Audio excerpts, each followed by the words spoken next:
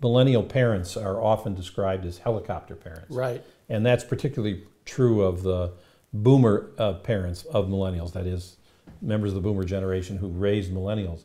They hover over their children and they want to protect them, and certainly they feel that way towards schools. But as the parents of the millennials entering school are members of Gen X with a much more direct and results bottom line orientation, those helicopter parents are going to become stealth fighter parents. Right, but I think one other change that is really crucial that is going to come, and it has happened every time a civic generation has emerged, is a recognition that whatever the highest level of education that was deemed necessary in the society of that time is necessary for economic success.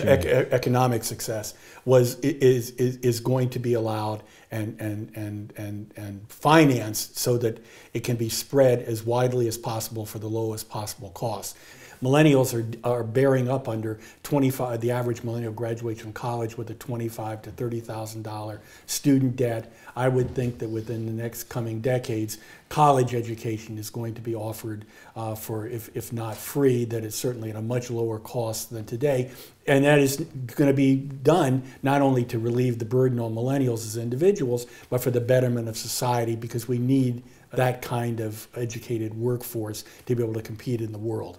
Eventually, the economics of it will drive us to that decision that we need to make higher education look a lot more like K-12 education in the sense of financing, not hopefully in the sense of how it's structured. But it is intolerable to burden a generation with the responsibility to self-finance the education that not only they need to be successful, but society needs to be successful. Right. We've never done that in our past. And that's the crucial part. It's being unfair to millennials as individuals, but it's really stultifying to society.